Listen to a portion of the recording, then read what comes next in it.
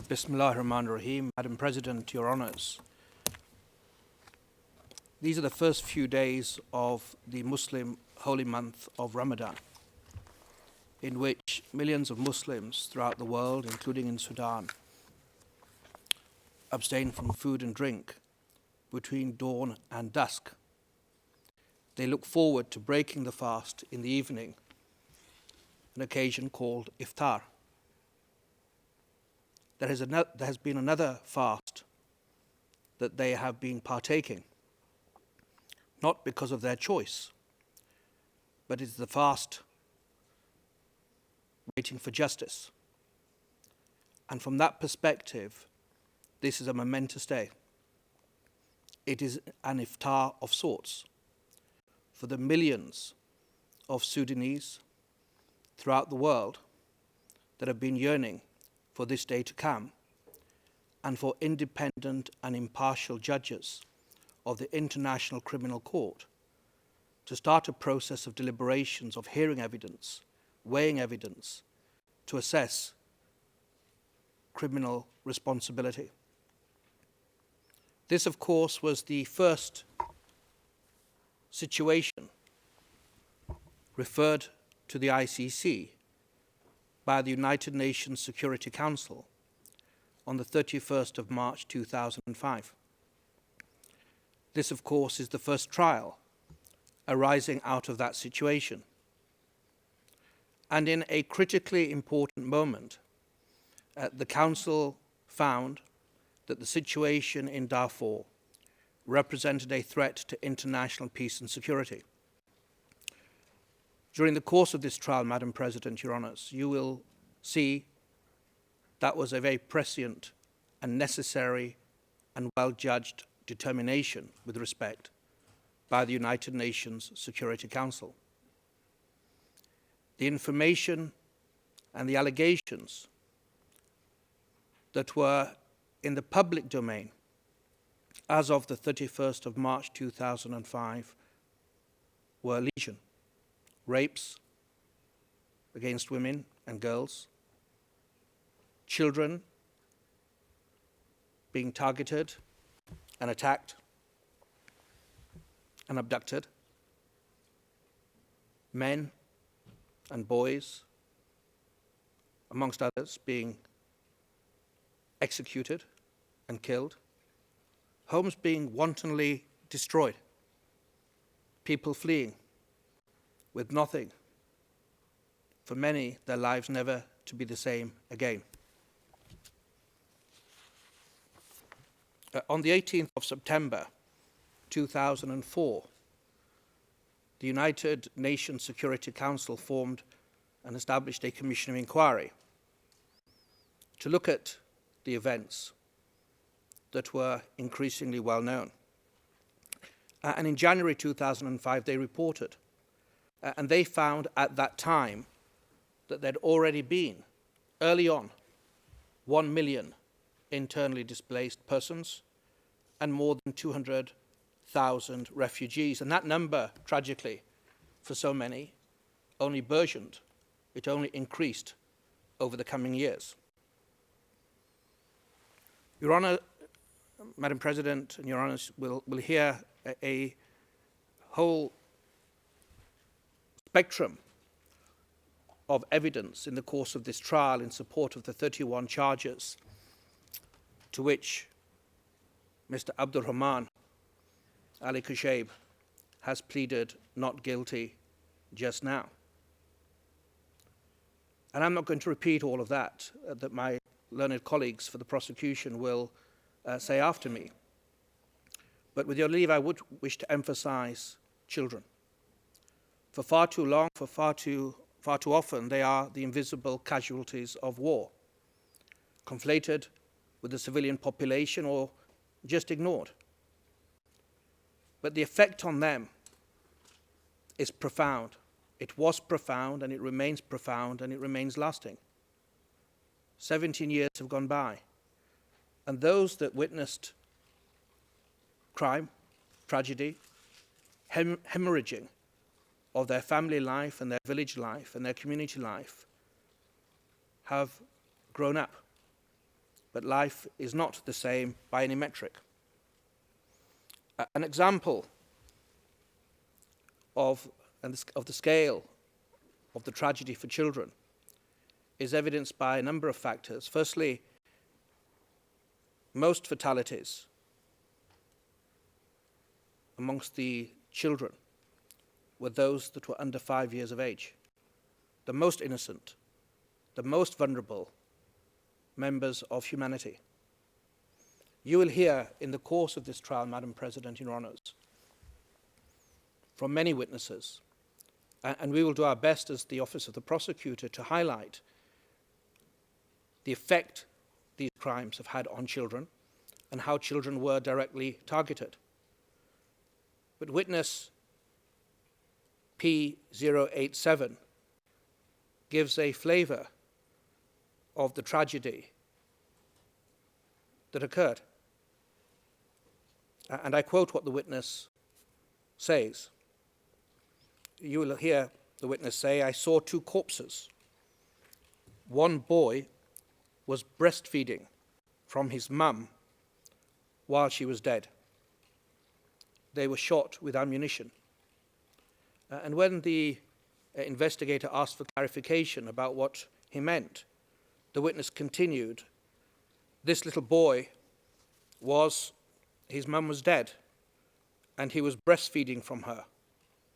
His age should be 4 or 5 months."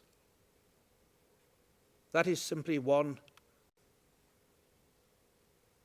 example of the human tragedy that Your Honours will be listening to in the course of this trial and adjudicating whether it is true and whether Mr. Abd-Al-Rahman is responsible for that and other crimes. Even those that fled didn't leave to safety. So many endured unimaginable hardship trying to flee with their lives. You will hear another mother describing the anguish as a 10-month-old child died of dehydration and malnutrition after fleeing from their home. A witness P0834 will say, and I quote, "My son of 10 months died while we were in Mukhjar. He was sick, and while fleeing, I could not feed him enough. It was raining a lot, and he had diarrhea. Many children of a young age, as well as elderly people and pregnant women, died during this time due to the harsh conditions they had to live under." A young man from the village of Cascadi describes walking for days after an attack. He was accompanied by terrified women and children. And P0850 will say, and I quote, "We were exhausted and extremely hungry and thirsty. Our feet were cut and swollen as we were walking barefoot. My clothes were infested with lice. The children could no longer walk, requiring them to be carried. Mothers did not have enough clothes to cover their babies." Again, in a snapshot, Madam President, it shows this caravan of people fleeing an attack, feet cut as they're trying to limp to some kind of safety, but an absolutely uncertain and unpredictable future. Your Honour, there's many examples of this, and again, I'm raising it deliberately to highlight the plight of families. The next example, P943, these are not by any stretch of the imagination military people, combatants, legitimate targets. P0943 is a mother that describes in somewhat pathetic terms, if I may be permitted to describe it in those terms, of an ability to provide shelter for the many, many young children that she was traveling with. She says, and I quote, "My family and I spent 3 days in the forest. It was very hard. It was raining a lot, and we had nowhere to go, so we stayed under trees. There were Janjaweed behind us and in front of us. At this time, I was with my older sister and her 6 children. They were all minors, and my sister was pregnant. My brother's wife and her 4 children were with us. The children were all minors. My younger brother and my mum were also with us. Madam President, this was a modern-day exodus, this creeping tide of humanity, terrified, trying to flee with their lives. As we see around the world today, unfortunately and tragically, conflicts east and west, north and south, it's all too easy to forget why the Security Council referred this matter to this court. Many watching may not even remember what occurred in Darfur. And for that reason, Madam President, with your leave, I wish to show a montage of different video clips. I'm extremely grateful, in fact, to my learned friend, Mr. Lauchi, for agreeing that these could be played. And I want to emphasize they're not being presented for the truth of their contents. It's not evidence. It's simply to provide context as to what was in the consciousness, what was in the mind of the members of the Security Council that compelled such an eventful referral to this court. And I'll start, if I may, with a video from Global News, which is a major Canadian broadcast. Now, some of these clips may seem to be disjointed, but what they perhaps show is that by the time the Security Council referred the matter, there was ample opportunity, every opportunity, I would say, for those individuals who had guns and arms and aeroplanes to cease and desist, to put humanity first, not power, not politics, and certainly not prejudice and persecution. And yet, the repeated pleas from a whole variety of actors that you will see in a moment fell tragically for the millions of Sudanese and Darfuris on deaf ears. So perhaps we could play first Global News from 2003.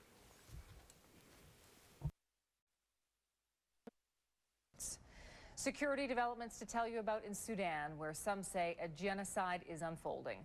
The UN is giving the Sudanese government 30 days to disarm Arab militias accused of widespread atrocities against non-Arab groups in the Darfur region.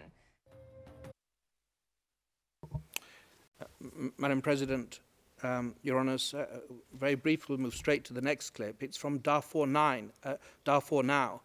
It's a documentary produced in 2007, but it's very clear from the documentary that the clips we're about to show relate to 2003 and 2004, and perhaps that could be played.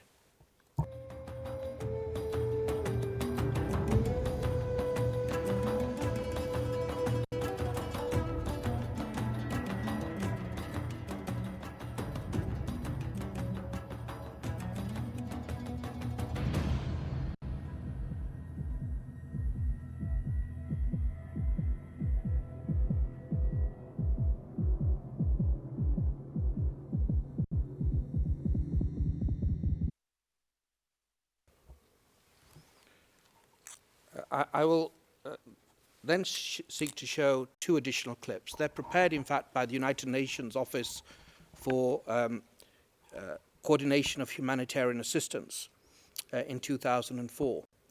The first will show just a sample, really a fleeting glimpse of the variety of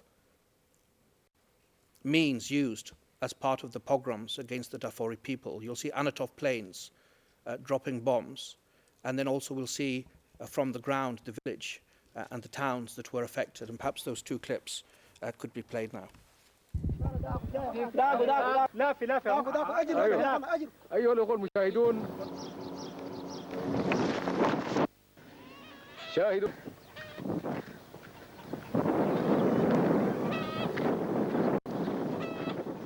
دانات الأنتلوب هذه المدينة إنه مدينة كارنوي تحترق تحت دانات الانتنوف. أيها الأخوة المشاهدين، هذه أثر الضربة التي خسفت هذا المكان، وكما تشاهدون هذا المنزل مشتعلا. Entire villages and towns now stand empty, while scores of villages have been destroyed by the militias, or the Janjaweed as they have become collectively known.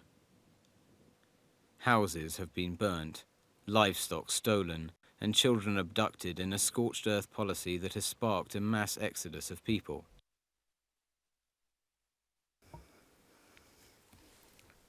And as you'll see, even from those few seconds, the bit of the landscape of Darfur, the very often arid ground, the very frequently very simple buildings, and some of the people, the Darfuri people that were affected.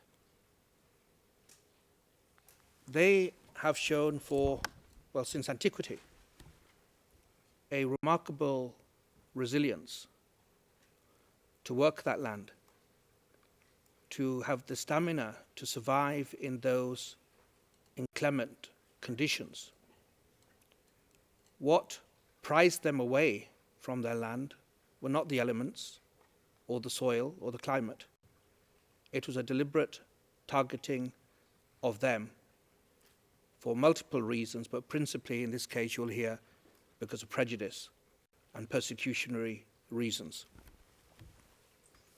It's not just buildings that were destroyed. People's lives were, obviously. And Your Honours will have the opportunity of hearing in the course of this trial from Darfuris themselves. And you will assess, of course, what has hit me every time I've interacted with Darfuris, and actually survivors throughout the world, is their dignity and remarkable resilience. This can be expressed in many different ways, but the clip I'm going to show you from a BBC Panorama documentary called The New Killing Fields in November 2004 shows but one example of a very dignified and collected lady who's endured awful things already. And I'd ask you to watch out. You'll hear two words in this clip in Arabic. It's the subtitle underneath it, Abid, Abid. You'll hear it in the openings of my learned friends that follow me. Abid meaning slave.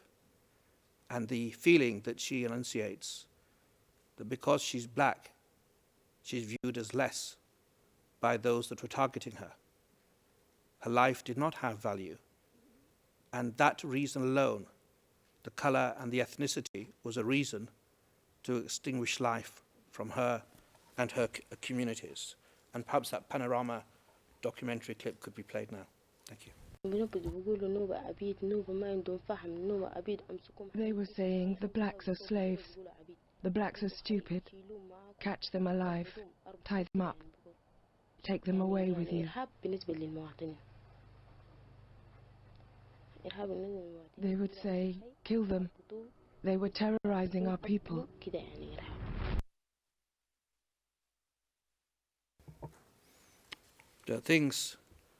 Matters did not abate, and people fled, internally in Sudan, but also in refugee camps.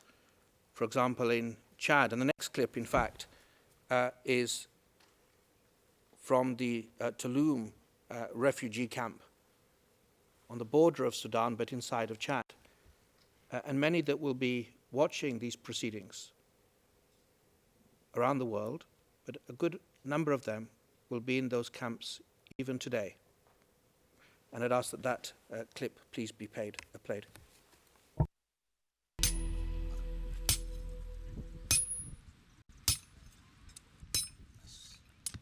Just inside the Chadian border, Sudanese refugees struggle to return a semblance of normality to their shattered lives. Lives that were traumatized by war must now be rebuilt in the unfamiliar surroundings of a foreign land. These people are just a few of the victims of the Darfur crisis, a conflict whose roots lie in the culture of war and impunity that has plagued Sudan for decades.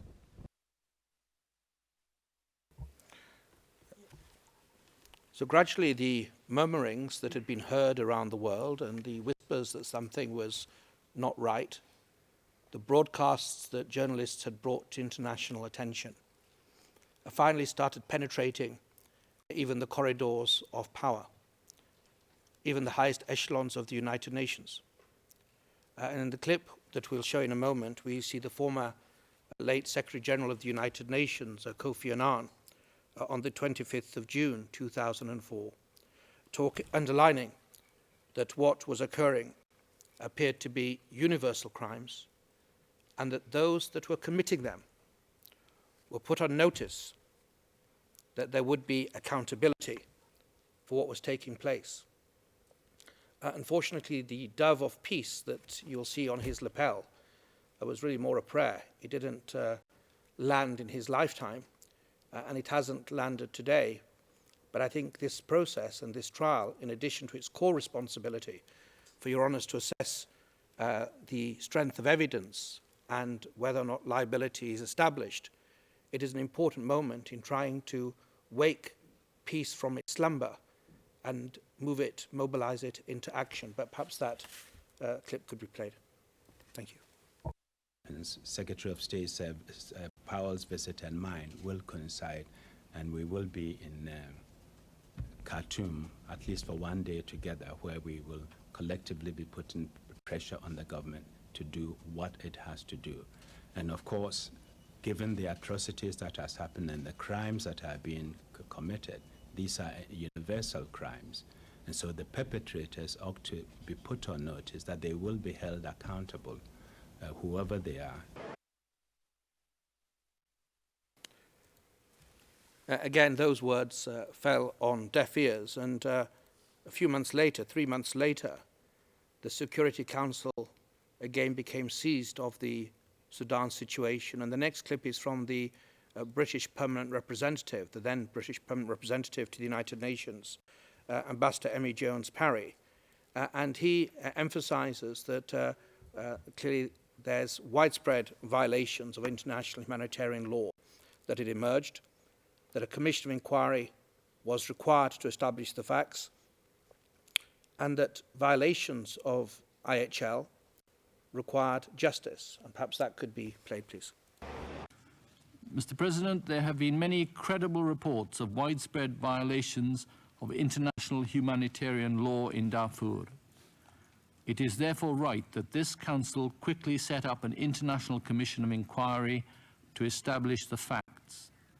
There can be no impunity. Those guilty of serious violations of international humanitarian law or human rights must be brought to justice. By this time, casting our mind back, the ripples of concern had become much more of a movement. Civil society was engaged, celebrities, actors, politicians, everybody in so many parts of the world realized action was needed. And many leaders, for example, the next clip is from the former foreign minister of Germany, Joschka Fischer, are highlighting, because there's no abatement, the time had come to ensure that those that were found guilty would be brought to justice and punished. And perhaps that bit could be played, please.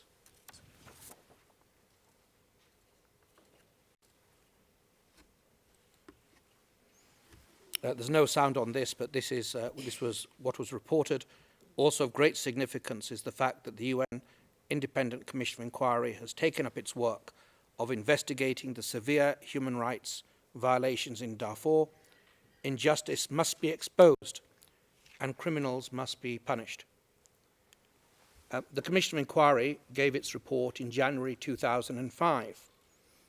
Again, no abatement, no cessation of violence, and we see then within a couple of months, the end of February, 28th of February 2005, the High Commissioner for Human Rights herself, Louise Arbour, speaks to this very matter, and perhaps that clip could be played, please.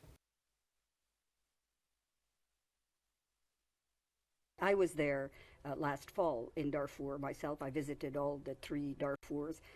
I met in every place. I met with the judges, the prosecutors, and so on, and I came away then with exactly, in my case, it was more an impression. In the case of the commission, it's much better documented. Same conclusion, that the local courts, the Sudanese courts, were either unwilling or unable to take it on. And the referral to the ICC, in my view, is the obvious choice of forum. So there we are. Situation such, an unwillingness to stop, an unwillingness to comply with the norms of customary international law, the basic requirements of international humanitarian law. And we have the High Commissioner for Human Rights realizing the ICC is a court of last resort, and that tragically, in her view, we had reached the end, that the only option was referral. And this brought the Council into action on the 31st of March 2005. And that's the last clip, which was, well, if that could be played, please. So in 2005, the UN Security Council voted to have the International Criminal Court investigate. So there we have it. Resolution 1593, the Security Council bound together what they did in 1992 in establishing the ICTY and 1994 the ICTR, in deciding that justice was an important aspect to maintain international peace and security, in referring this grave matter to this court. 11 countries voted in favour of that resolution. And if I may be permitted just to read those out. Argentina, Benin, Denmark, France, Greece, Japan, Philippines, Romania, the United Kingdom, Republic of Tanzania. And I think it's to the very great credit that the only permanent member of the Council that is not a state party, namely the Russian Federation, voted in favor of this referral. The Russian Federation in 2005 voted in favor of justice. And whilst Algeria, Brazil, China, and the United States abstained, in their statements, they spoke in favor of the court. No country, not one, voted against this resolution. So I think it was clear from any vantage point, that the referral was thought a very good thing to get to the truth and to try to improve the situation. Over these 17 years, I think the victims I've spoken to, even before I became prosecutor, have had really remarkable patience, and very often I find unbelievable belief that justice would come, even in moments when it seemed an absolutely vain hope. In my view, Madam President, Your Honours, this trial will begin to vindicate the decision of the Security Council to refer this matter to Your Honours and to this court. Now, if I may be permitted to zoom in a little bit on the case regarding Mr. Abd-Al-Rahman. Mr. Abd-Al-Rahman, also known as Ali Kushaib, was a member of the Janjaweed. And one of the cornerstones of this, the brutal counterinsurgency campaign that the Sudanese government embarked upon was by relying hand in glove, in cahoots, with the Janjaweed or Arab militia. Now, the word Janjaweed comes from 2 root words in Arabic, jinn, which is the hidden or the unseen, and jawad, which is horse. And in common parlance, very often Janjaweed are referred to as devils on horseback. They were known, their signature movement was riding horses or camels, and coming in very frequently in morning attacks, very often at dawn, attacking villagers, killing and destroying, and committing some of the crimes that are alleged in the charges before you. One witness recalls a morning, a little bit later, not at the morning prayer, but it's about 9 o'clock, witness 7, and witness 0007 says this: at about 9 o'clock, 0900 hours, the Janjaweed and government soldiers attacked the town from the east.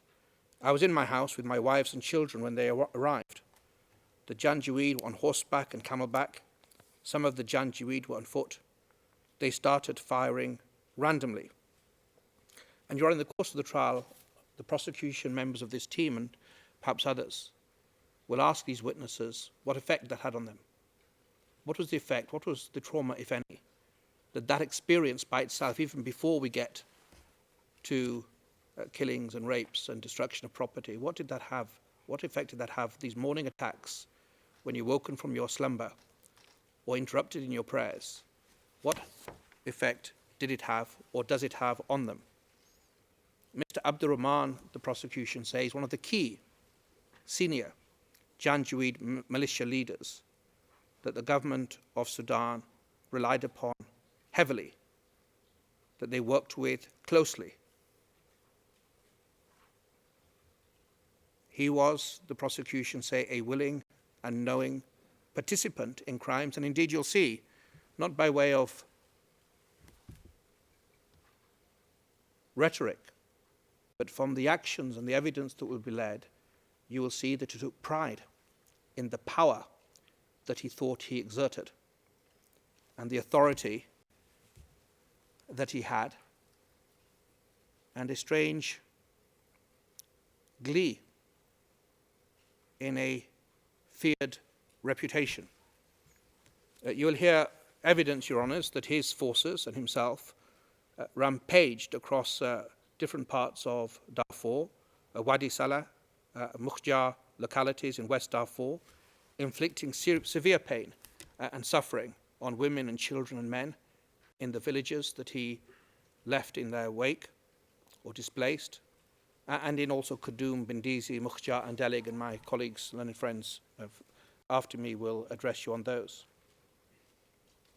The attacks really were against the four people, the four villages, their places, and the executions, the sexual gender-based crimes, the crimes against children, and the underlying persecutory intent in so much of this really is the bedrock underpinning this case, and is brought to life in some way at least, however imperfectly, in the 31 counts that Your Honours will determine in due course.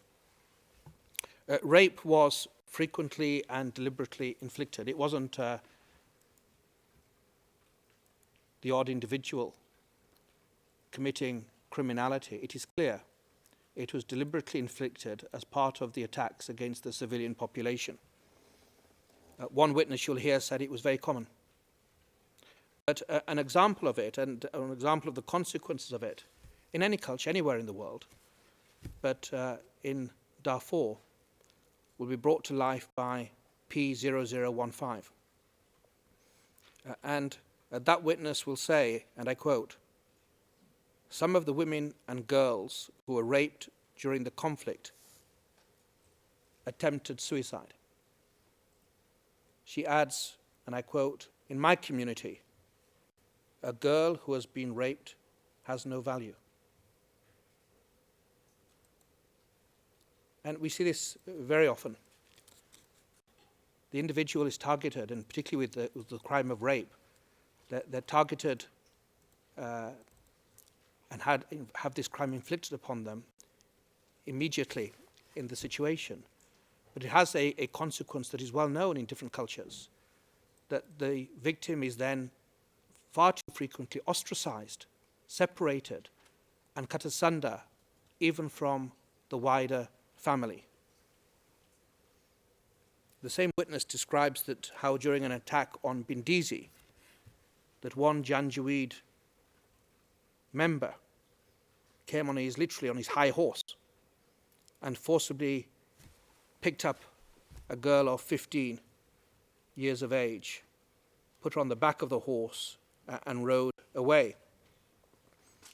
She describes also that the Janjaweed and Asakir, and Asakir, you'll hear in the course of the trial, are used to denote those members of the security forces or law enforcement personnel of Sudan that are wearing uniforms, that they had pre-selected between 10 to 15 girls and women.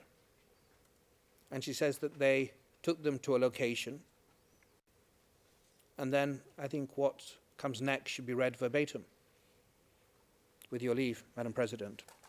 The witness says, the Janjaweed and Asakir tore off the inner clothes of these girls and women so that by the time the girl and women were on the ground, she was naked. And the witness continued that in the case of young girls, they were held down by one of them while another worked on her. Worked being, the witness's own terminology. She continues that if the victim seemed strong or resisted, she was held down by two instead of one. One by the legs and another by the chest, and a third worked her. The man working, a euphemism for raping, and that's clear in the evidence that you'll hear. The man raping raised up his jalabia, took off his underwear, and then raped. Madam President, in this witness's account that you will hear, and your honours will hear, the women and girls being raped, that 10 to 15 group, down by where groundnuts were being kept, included a mother and her two daughters. And all the girls that were raped were between 15 to 18 years of age. All of the girls raped were between 15 to 18 years of age. They had so much to look forward to before the events that were inflicted upon them. And the sole exception to those between 15 to 18 was one mother of two girls who was about 30 or 40 years of age. Madam President, unfortunately there's many accounts of this, and we will do our best efforts, given where we are in proceedings, to highlight cases of sexual gender-based crimes to the best of our ability, so your honours can determine relevance and the responsibility of Mr. Abd-Al-Rahman, and also understand the depth of suffering that has been caused. Not even infants were spared brutality in the attacks in Khartoum and Benghazi. One witness describes that on the attack on the 16th of August 2003, another woman called Fatma had a baby on her back. A Janjaweed on horseback asked her to put it down, and she refused. And when he took the baby and lifted the child, the little infant up, and saw it was a boy, he threw the child in the air, and it landed about a meter, perhaps 1.5 meters from where the witness was standing. She'll describe, and I quote in fact her statement, that when the child hit the ground, he laid there without breathing. An old woman picked him up and he started breathing slowly. All the women started shouting for help and were saying, "God help me." Within Mukhjar, you will hear in the course of the opening and throughout the trial a tale of woe and despair and hardship within the cramped, squalid confines of the Mukhjar police station, and you'll hear evidence from multiple witnesses how they had to squat almost cheek to jowl. They had to defecate where they stood or where they squatted. They were not, it was very hot and overcrowded, and the stench was overwhelming. One witness put it in this manner, and I quote, "People were stacked on top of each other. They were fur with black skin, just crammed into the cell. The cell had hardly any air, and it was very hot." And another witness describes that it wasn't just random Janjaweed. It wasn't just uniformed members of the Sudanese security forces that were inflicting these conditions on them. It was, the witnesses say, Mr. Abd-Al-Rahman, Ali Kushayb himself. He was not remote. He was an active participant. And one witness, P0919, describes that whilst at that station, Ali Kushayb was beating the umdas, the elders. And you'll hear quite some evidence of that the elders being particularly targeted as if to break the will, the honor, and the cohesion of the community. Another witness will describe how Ali Kushayb's men forcibly shaved, I should say, two detainees with knives to the scalp, thereby injuring them.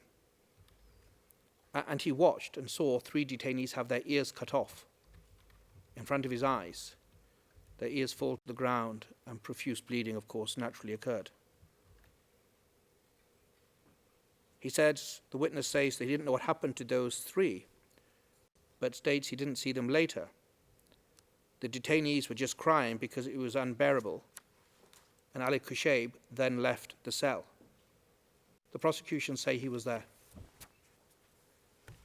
He was not passive, but an active participant. And unfortunately for P919, he was not a spectator to the misery of others. He didn't only have the misfortune to see those beatings, those ears being cut off, but he himself had a hot iron taken to his skin as part of an interrogation, and he was burnt. And he will describe in the course of this trial, Madam President, how the Abu Taira, who are a organized Central Reserve Force of the government of Sudan, tried to interrogate him and ask him about the Tora Bora, the rebels. And he said he didn't even know what the Tora Bora were. He didn't even know that phrase meant rebels. And he was terribly treated. And he says many others in that cell were inflicted with that hot iron, and they had burns, either on their shoulders, on their thighs, or on their back. And in the course of this trial, Madam President, Honours, you will see some of these burns. You will see some of the marks that the prosecution alleged Ali Kushayb, Mr. Abd-Al-Rahman, sitting in this courtroom, inflicted with his axe on the precious skin of the witnesses that you will see and hear about. There was a wanton disregard for basic humanity. We've heard, and you will hear in the course of this trial, examples of deliberate targeting. We've talked about rapes, but deliberate targeting of umdas, the senior members, the leaders of the community. And there's an example the witness 0129 will give, that he was sitting and he was hit with the handle of Mr. Ali Kushayb's axe. We were sitting on the floor, and he was hitting us. And there was an umda, Yahya, an elderly Fur leader, and there was a small child sitting next to Umda Yahya. And when Ali Kushayb brandished his cold axe, and it hit Umda Yahya, it either intentionally or recklessly also hit that child. That was not, of course, the only child victim in Mukhjar. In a really chilling episode, Your Honours will hear evidence of a roadside execution where it said the accused ordered the killing of 5 children aged between 10 to 12 and also their religious teacher. This is witness P0905, who describes that there was a sheikh who were students in his khalwa, his Quranic school. And when the Janjaweed came and Mr. Abd-Al-Rahman came, they were shaking. His words were, the young ones, they were scared. They were shaking. And this sheikh said, I am not scared of death. You can kill me. But these 5 children, they are poor. They are my responsibility, and they're orphans. And despite that, Your Honours will hear evidence that those children were shown no mercy, but were killed. The sheikh saw that and knew he was going to be next, and asked if he could say 2 rakats of nawafil, 2 rakats of prayer, 2 movements of prayer.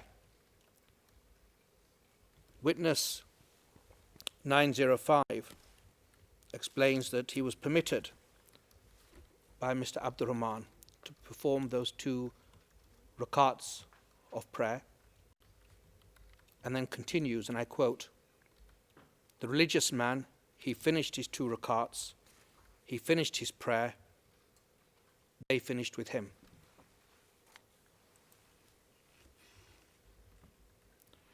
Your Honours, there's so many examples of abuse, not just using his axe, not just killing people or ordering the execution of children or men, allowing rapes and participating in all of the allegations that are charged and are before you, but just really beastly abuse.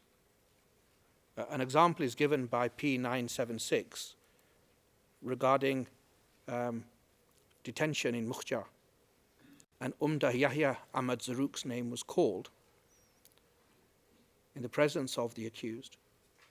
The Umda Yahya Ahmad Zarruq came forward, and the evidence you will hear is that Mr. Abd-Al-Rahman called him, Ali Kushaib called him a criminal, to which the Umda just had the temerity or the honor to shake his head. And because of that, it seems Ali Kushaib struck him on his head with an axe. The Umda fell to the ground, understandably perhaps, unable to stand. And as Ali Kushaib, as Mr. Abd-Al-Rahman was walking past, he pulled his ears, this aged Umda's ears, and said, I'm going to ride the donkey. I'm going to ride the donkey. This dehumanizing, debasing, unacceptable treatment was not limited, of course, to Mukhtar. It's seen in almost all of the locations. P907 describes how in Delage, men were lying on the ground on their stomachs in front of the police station in a square, and that he was also asked to lie down. When one detainee said to Mr. Abd-Al-Rahman, who are you to force us to lie down supine on the ground? Mr. Abd-Al-Rahman answered, I'm the one in charge here. I do whatever I want, and struck the detainee with his axe. The witness describes the bleeding, and also that Ali Kushaib, not sufficient perhaps to be standing and them lying, literally trod on their rights, trod on their dignity by treading on their backs. And that's not just a lone witness. Witness 0671 also saw Mr. Abd-Al-Rahman standing on some prisoners and kicking them. Deliberate, targeted, debasing treatment to humiliate, to break will. The witness 907 stated, I have never heard about such treatment. No one does that anywhere in the world. The impact on children really can't be emphasized enough, Madam President, Your Honours. We've seen examples or heard examples already in my opening regarding infants assaulted in Bindizi, how children were shot and killed in Mukhjar. But I think if I may be permitted just to highlight a few examples of the very real trauma, heartbreak and anguish that we say the conduct of this accused wrought deliberately on these children. P0955 was about 15 years of age at the time. Sudanese, Darfuris, like most kids in the world, love soccer. They love football. But instead of having memories of playing football with his friends and having a normal life that his family would have expected, he describes seeing his father detained in a vehicle after he was arrested in Delesh. Perhaps knowing or sensing what was to come, he states this, and I quote, "My father looked over in my direction, made eye contact with me. On seeing me, he became emotional, and we both started crying. That would be the last time I was able to see my father alive." Another witness, P0714, gives a vivid account in my submission, and your Honours will hear it for yourselves, regarding fleeing from his home in Taringa in 2003. After the Azan was called, the call to prayer, before Fajr prayer time, he states this: "I was in bed and my father was awake and washing to prepare for prayers. The call to prayer was always around 4 a.m. and this was happening when I heard gunshots. My father shouted to the family to get up. I came out of our home and saw flames around the village. I heard people screaming and shouting and saw them running in our direction. The gunshots appeared to be coming from many directions. I was scared, and it was a chaotic situation. I saw the Janjaweed firing their weapons, and I escaped and heard the gunfire." But like many, and almost every witness will have a story, Madam President, Your Honours. In the immediate aftermath, the terror didn't stop, because the witness then states, fleeing for his life, "We stayed in the mountain for about 2 weeks and survived on some flour that had been brought along. For the 2 weeks in the mountain, I heard continuous gunfire around the area." And the longer-term damage is also synthesized and brought into stark relief by this witness, because he states very clearly, and I quote, "Because of the conflict and insecurity in my area, I could not continue my education further." So those that think, whilst the temporal scope of the charges may not be expansive, the consequences have been extremely expansive. They continue for far too many right to the present day. One mother, P011, describes this reality because of criminality, the prosecution say, because of the knowing and deliberate actions of the accused in this case along with others. This witness had to flee. And she says, and I quote, "The conflict in Darfur is also split up my family. Now my mother and son are in Darfur, whilst I am in Chad. I'm constantly thinking about them, and I'm only able to communicate through the Red Cross system, which is very slow. It is also very painful to see your relatives humiliated and detained for no reason. I know I have to be brave in the refugee camp to cope with life. Otherwise, I lose everything." Another witness, P671, a teenage boy, again, a child, describes the lasting, pervasive trauma of seeing his father and other brother arrested in Delesh, and then finding their executed bodies on the ground and then burying them.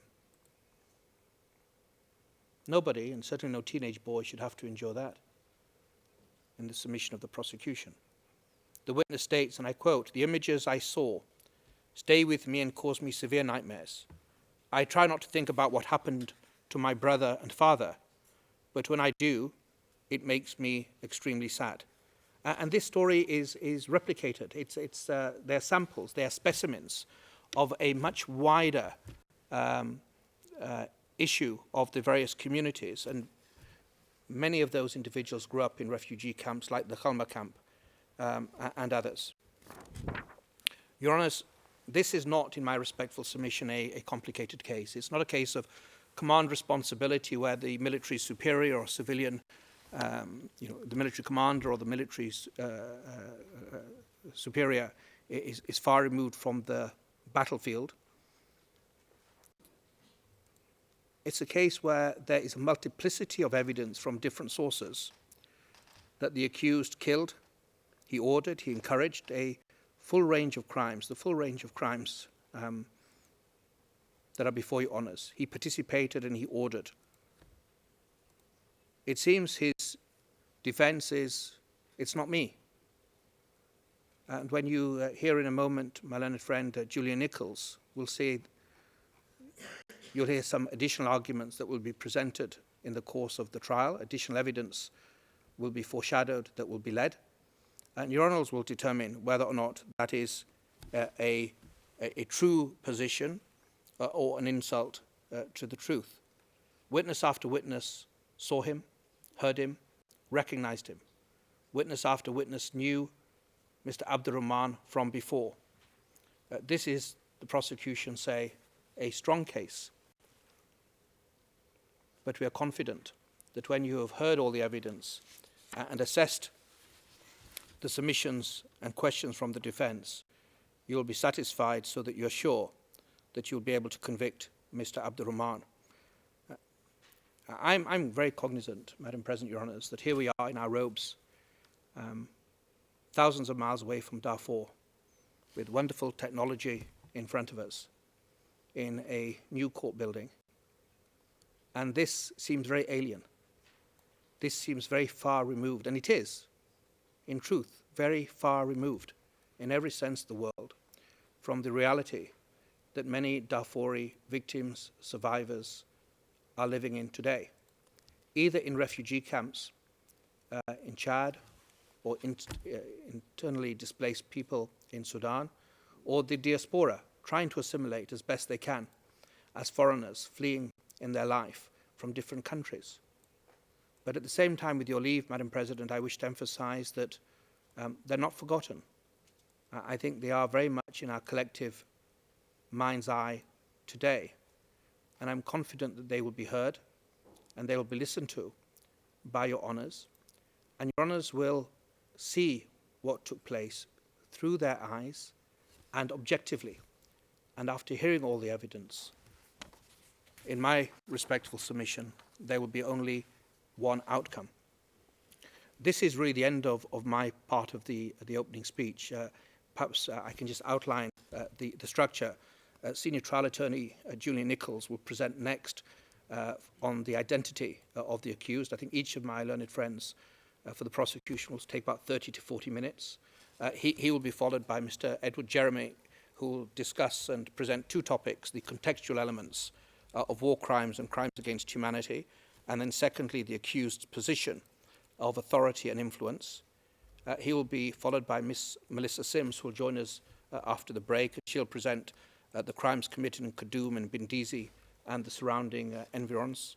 And then Mr. Pubadu Sachithanandan will speak to two issues, crimes in Mukhjar and its surrounding areas, and charges of persecution in relation to all of the charged episodes, whether it's Khartoum, Bindisi, Mukhjar or Dalij. And then finally, Miss Alison Whitfield will present on the crimes in Dalij and surrounding areas.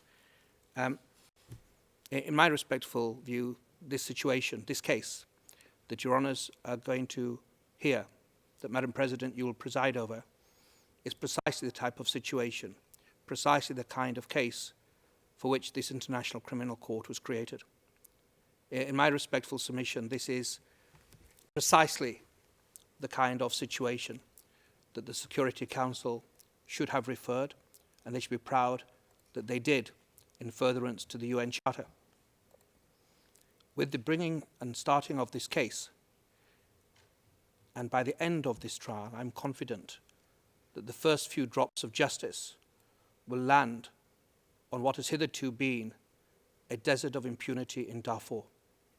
With that, with your leave, I would like to cede the floor to Mr. Julian Nichols. Thank you so much.